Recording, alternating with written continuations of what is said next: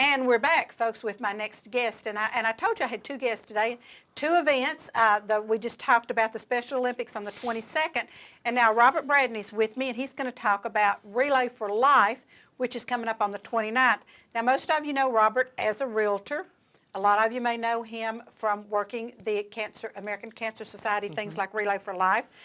Some of you may know him as Lily's dad, and that's fine too. So but hard-working guy, involved in a lot of things, and I'm thrilled that you could make time to be on with me today. Thank you, Nancy. Thank you for having me. Now, we want to talk about Relay for Life. We do. It's time again. Relay for Life, a great event. I have been involved with it in the community, I think, for over 20 years now.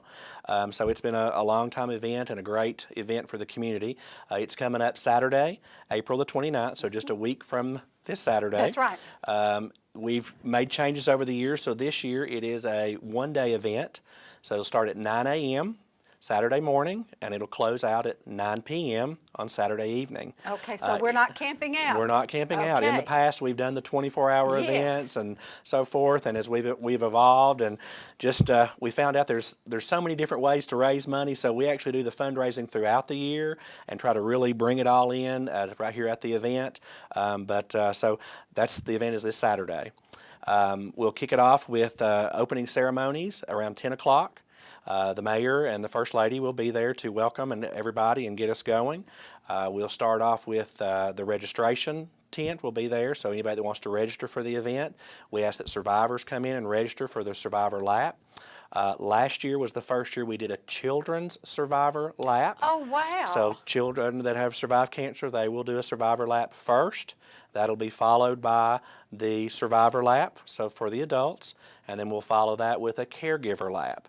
So we recognize those folks, and it takes a lot when these people have cancer and working through the process. The caregivers are just as important, and sometimes the behind-the-scenes heroes for a lot of people. So that all takes place just within the first couple of hours of the event.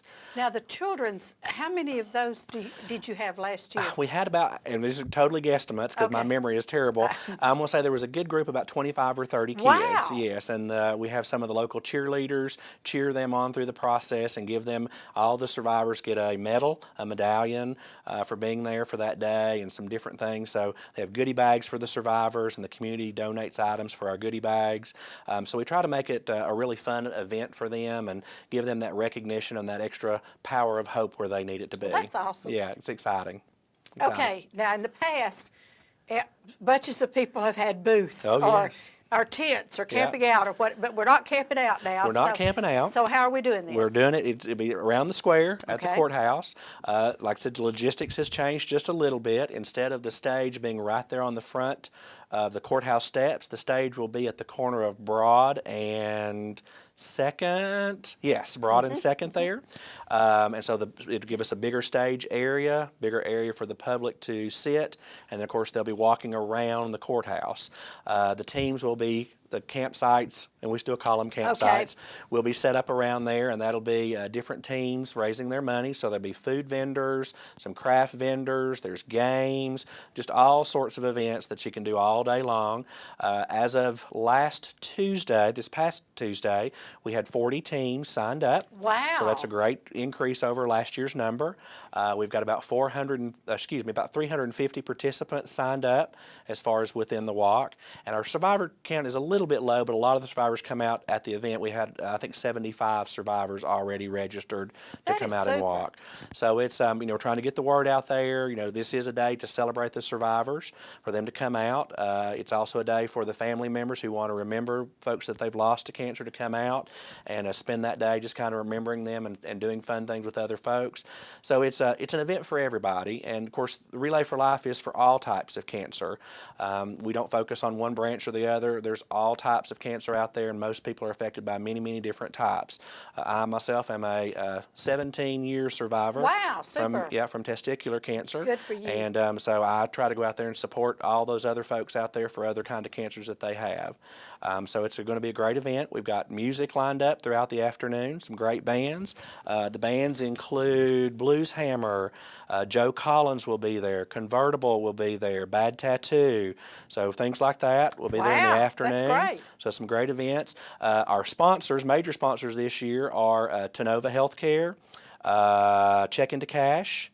Let me think. I've got them written here somewhere. Regional Cancer Center, Tennessee Oncology, and Lee University. Oh, super. So they'll all have some time there to present as sponsors and talk. Mix 104, Steve Hartline and Mix 104 are our radio sponsors this year. So Steve will be there throughout the day. Of course he will. Steve Yes, just loves love it. opportunities to be there, doesn't he? He does, and I tell you what, Steve has been a great friend and supporter of mine throughout the years, and so he always assists me with the Luminaria ceremony, good. which will be about 8:30. That'll be one of the closing ceremonies for the it needs event. to be dark. Yep. So we get everything throughout the day: games, fun, music, and just raise money and have a great time. And then as we come to the end of the ceremony, we'll have the Luminaria ceremony, and we light the tunnel there with the Luminarias, and we neat. read all the names that people have purchased Luminarias in memory or in honor of Yeah. someone.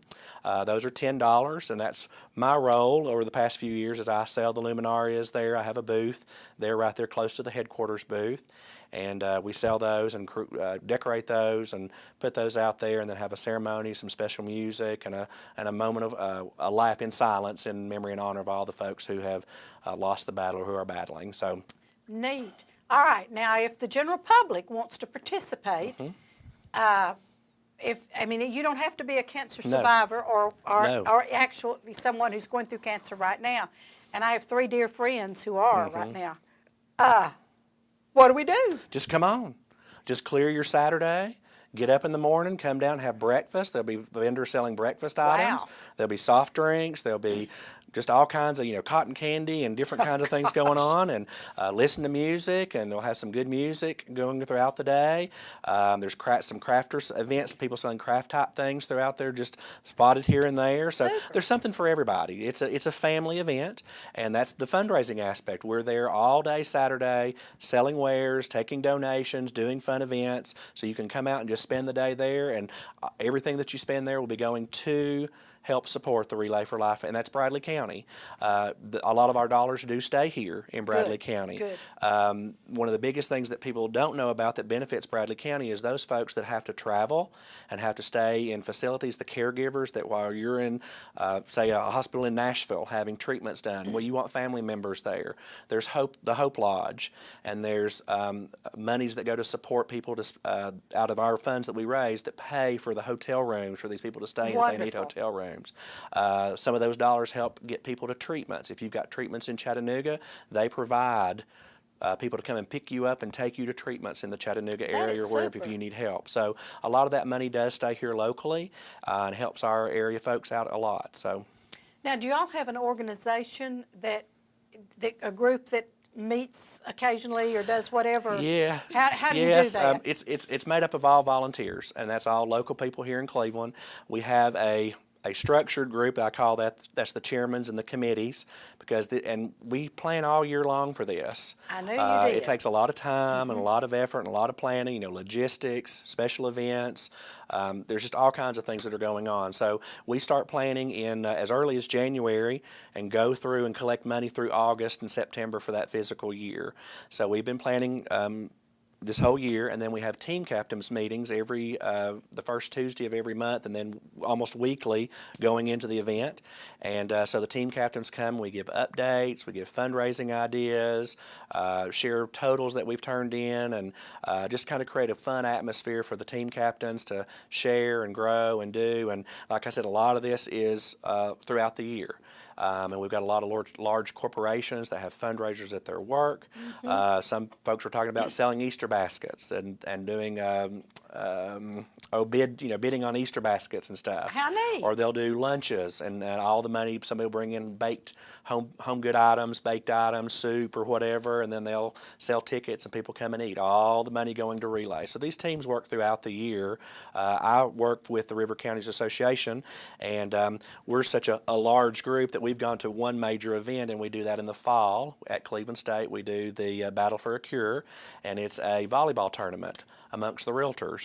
Oh, and in that my one goodness. in that one evening event, we raise anywhere over the past 3 years anywhere from $4,000 to $6,000 How awesome. for that event. So we're proud of that event. Like I said, it takes a large group of people to make this happen, but the big benefit is the public coming out and supporting it. And cancer touches everybody. Oh, it does. I make my list. I do my fundraising, and I just started making my list of why do I relay, and I'm up to like 30 and 40 names of why I do relay in memory or in honor of people that I have dealt with over the years here in Cleveland, close friends and family, and people across the United States as well. Yeah, and this is awesome. So we're around the square, down, and that's downtown, folks. Downtown, in case y'all don't, downtown. around the square, and if I'm coming to spend the day, should I bring a chair? There will be some chairs. There will be Okay. some areas there. It's a walking around, but if you want to bring some chairs and stuff, there will be a sitting area in front of the stage for music and for events. And the rest of it, of course, the whole goal, the whole relay started out as a 24-hour relay where we walked for 24 I remember that. hours. I yes. remember that. And remember, we had people that came and actually walked for the entire relay. I do remember that. The marathon man and all that kind of Yes. stuff. So it is really a still sponsor you to walk event if that's how you want to raise your money. Oh, okay. So you can come and register, turn in the money that people have sponsored for you to walk and walk. We have the teams. So the teams have people that walk representing their team. We have the firefighters come out and they carry their axe on the shoulder and walk, and they switch throughout the whole time.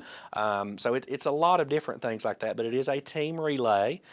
So you can come out and walk. You can come out, there's a kids area where they have some playthings going on. So, just like I said, a lot. It's a community event, just kind of like a downtown summer fair type thing. That is neat. Yeah. And it's no admission to get No in. admission whatsoever. But the money you spend, like with the vendors Yep. and things like that, that's all going back It all to goes you to all. Relay for Life. Okay, Yep. that is super. And you think you have probably 40 vendors?